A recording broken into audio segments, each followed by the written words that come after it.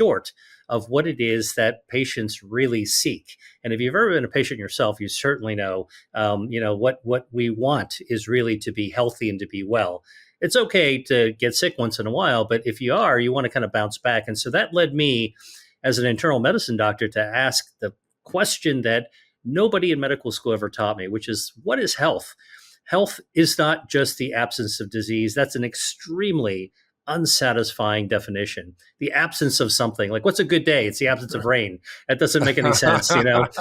So you want to actually have a definition, and the working definition that I came to emerged out of 25 years that I had involved with drug development. I'm still doing it, but the idea with drug development is that we have to understand the body inside and out.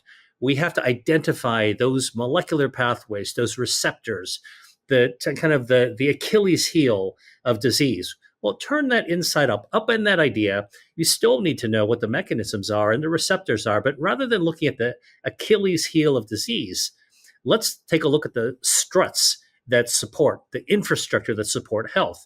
Yeah. And if you take a look at everything that is unpharmaceutical with a PH, you wind up actually with pharmaceutical with an F, which is why I love being on the doctor's pharmacy, right? With an F, right? Right. So look, I mean, like, you and I have had many of these conversations before. And for me, I've been involved with developing treatments that help to control the blood supply of cancers and blindness in the eye. I've been involved with diabetes treatments for complications like chronic wounds, and cell therapies and gene therapies, to treat these really ambitious diseases that we don't have successful cures for yet.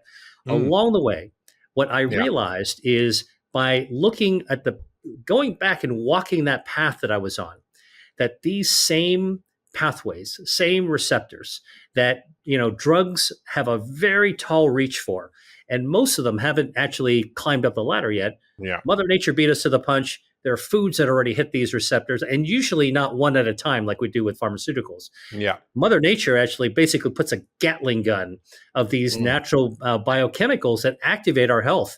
So treating disease, you send a heat-seeking missile in. But activating health, you basically take this, this cluster of incredibly, wonderful, blooming, health blooming molecules to be able to make our bodies do what they want to do. It's sort of like a shotgun versus a sniper's rifle, kind of, right? Right. But it actually, what you said was so profound. I want to highlight it because most people might have missed it. What you said is that, these pharmacological targets are actually embedded in our biology. They weren't designed for drugs.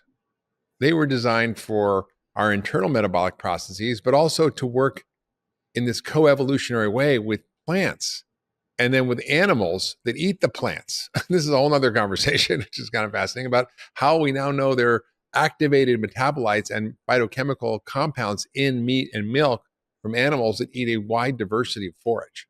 So we're now learning that there are actually phytochemical compounds in animal food. So it's not just plants where you can get it, and they may be even better for you. And I think that the concept of these compounds as acting on key aspects of our biology that are designed to create health is a really radical idea.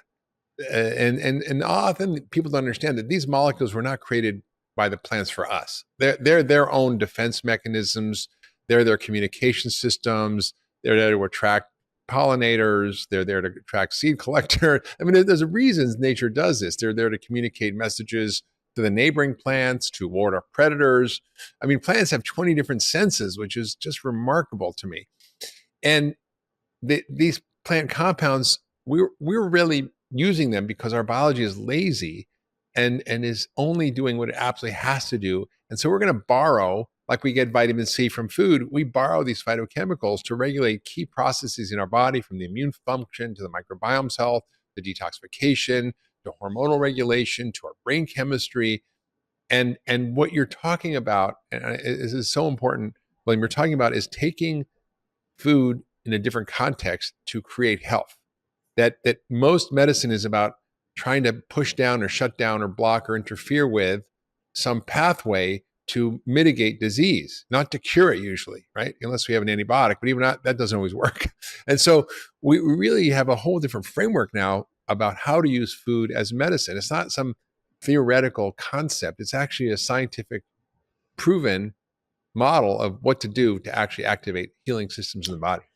Yeah, and honestly, this is actually how medicine was practiced back in the days of these ancient food cultures. I mean, I know that you have, like me, a great affinity for the Mediterranean and Asia. Mm, Both of us mm, share, lots of travels in that area. And you go back mm. to 3,000 years ago, and you go back to Hippocrates, or you go back to Confucius, and the people who actually wrote the first kind of tomes relating to health and medicine. Look, people cared about health going way back, but they didn't have pharmaceuticals. A lot of people don't Yeah. understand how recently pharmaceuticals actually were. Before, all we had was the material around us, and everybody knew inherently stuff that you eat. That there are stuff that you eat that your body doesn't agree with. It's going to make you sick, right? A great example is just like poisonous mushroom in the woods. People learned how to actually avoid those. Well, somehow we've lost the defensive mechanism to avoid the poisonous things on the grocery shelves. Yet we could recognize that, deadly ring mushroom, blue mushroom in the woods. And I think what we're trying to do now is regain our own natural instincts. So they've always been with us. We're just kind of bringing it to the forefront. And the one thing that I think is new is we are bringing some really deep science, which is where I come from. I'm a vascular biologist. The science is actually helping to illuminate a new depth of understanding. It's not just the what, but it's the whys. Yeah. So tell us going on the rabbit hole a little bit of what some of the biggest discoveries have been of how food modulates our healing systems and how it actually helps us create health.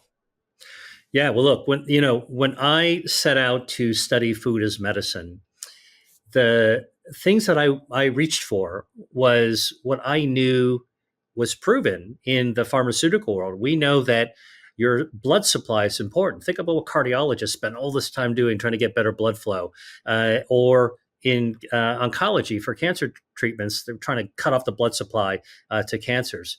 And so, so that was one of the things that I thought, well, maybe let's see what food does. So, throwing food and food extracts and food bioactives into the same systems used to develop medicines used by cardiologists and oncologists yielded really like a whole new playbook of how to actually use foods to help improve our circulation, which happens to be one of our body's health defenses, which is what I write about in Eat to Beat Disease. Yeah. What I actually say is that when it comes to food and health, it's not just about the food, it's about how our body responds to what you put it in. And that goes to stem cells, that goes to our microbiome, it goes to our DNA repair mechanisms, and it also goes to our immune system, which is both. It's a double-edged sword. You've got the inflammatory side, you've got the the defensive side as well, and so when I think about how foods benefit us, I try to insert that lens into the thinking process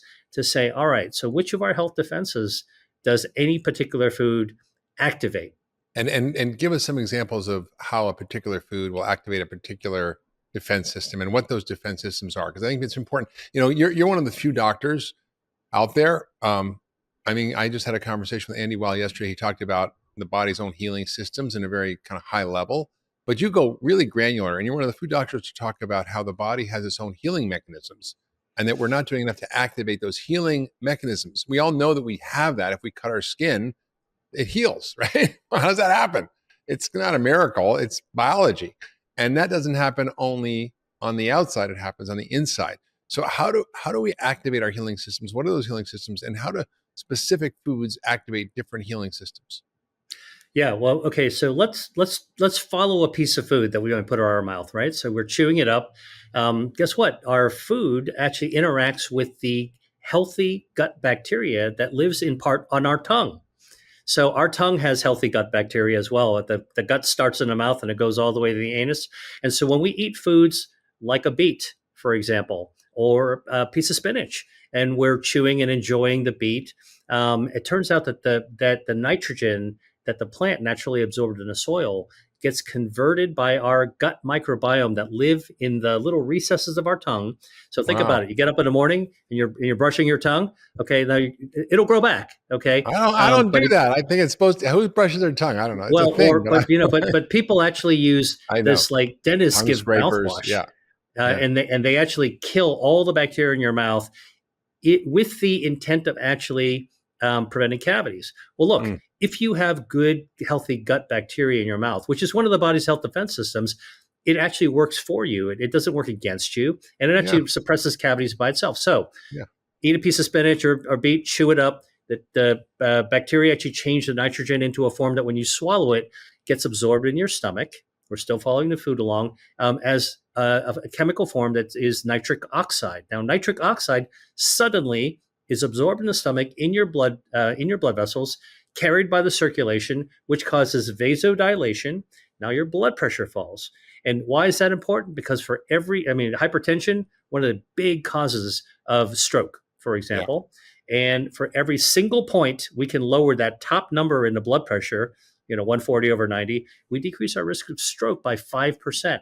Wow. So it's meaningful. So, a nitric oxide also has other benefits for our body as well. It actually calls another defense system stem cells to help us heal. So Mm, the stem cells live in a bone marrow, have nitric oxide. Now they fly into the bloodstream like bees in a hive looking for organs to actually repair. So just eating a spinach or beet, for example, will immediately help our cardiovascular system, help us our regeneration system, and also can help grow blood vessels that we need to heal. That's just one example of how we can track kind of like it's like being going on safari in Africa. You're in a Jeep with a camera and trying to follow on what's going on. And we're beginning to understand there's this, incredible journey that it happens in our body once with foods that we eat, and they activate our health defenses. yeah. One of the favorite things I love to talk about is how we've sort of lost our nutritional wisdom. And historically, we were attracted to the right foods. Now we're not, because our brain chemistry, hormones, and our microbiome have all been hijacked and are sending chaotic signals to our brain about what to eat. But historically, we crave the right things. And when you eat in a certain way, you don't actually look at food the same way. I mean, when I see processed food, or I go by a Starbucks and I see all the muffins, it doesn't look like food to me. I'm like, well, why would I eat that? It's like eating a rock. Like, it just like doesn't even interest me. And it's not because I'm depriving myself. It's because I've changed my nutritional wisdom in my innate biology to crave the right things. And what happens is when you look at this phytochemical story, the flavors in our food come from these molecules. So actually, the more flavorful a thing is naturally, not when you put all kinds of stuff on it, but naturally, actually, the better it is for you. The more medicine is in the food.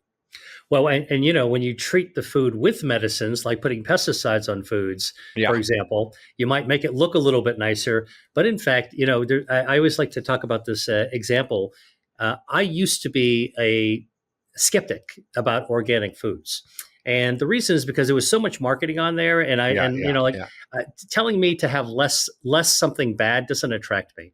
I want to Yeah. know, like, I want a different reason, and so I started talking to horticulturalists, Yeah. and they told me something really important. They said, that a plant like a strawberry or a coffee bean, when they're existing in the wild, and the pests, the little bugs, insect nibble at their leaves and stems. Yeah. They produce more chemicals. They produce more chemicals because they view the little nibbles as an injury. So, Yeah. in response, as a wound healing response, they create more ellagic acid in a strawberry or more chlorogenic acid in the coffee bean. Yeah. And sure enough, when you actually put pesticides on a strawberry or a coffee, which is conventionally grown, they don't need to make more of those chemicals. And so what you wind up having is something that looks like a coffee bean and something that looks like a strawberry, but it's actually relatively deficient in what Mother Nature would have otherwise served up that's actually good for our body. And so, I started to change my mind, more good as opposed to less bad. Yeah. It's That true. now that actually tracks me. It's true. I think the other point that to make on the back of that is that when we put these chemicals on the soil, it kills all the life in the soil. So when you till the soil, when you put fertilizer on it, when you pesticides, herbicides, it literally kills the microbiome of the soil. And the plants are in an intimate relationship with the microbiome of the soil. They're feeding the microbiome by bringing in carbon dioxide, turning that into metabolizable starch. And then in turn, those bacteria are helping the plant extract nutrients from the soil, minerals, vitamins, all kinds of stuff that the soil has that benefits the plant. So it's this mutualism that occurs that if when we break that cycle, we end up, as we see now, with many of our fruits and vegetables having dramatically lower levels of nutrients than they did even 50 years ago. And that terrifies me because these nutrients are not just kind of window dressing on our food. They're critical molecules that are, they call them vitamins, vital for life. That's what vitamins that they call them. And that was the whole point of these things, that you'd get sick and die if you didn't eat them. So we're in a Yeah. kind of a pandemic of that. Well, and I totally agree, because I think you and I were at a meeting once where we both heard there was like only 60 harvests left Left, right. in topsoil in America. Like, just Yeah. think about that. Like, you can count that off, with a family member on hands and fingers and toes. That is truly scary. And so I think that the greater the more we're alert to the fact that if we want to take good care of ourselves, we don't want to get more complicated. We want to get more simple. We want to Yeah. actually follow our body's instincts to eat those things that are more natural, that are less processed, that are plant based. And ultimately,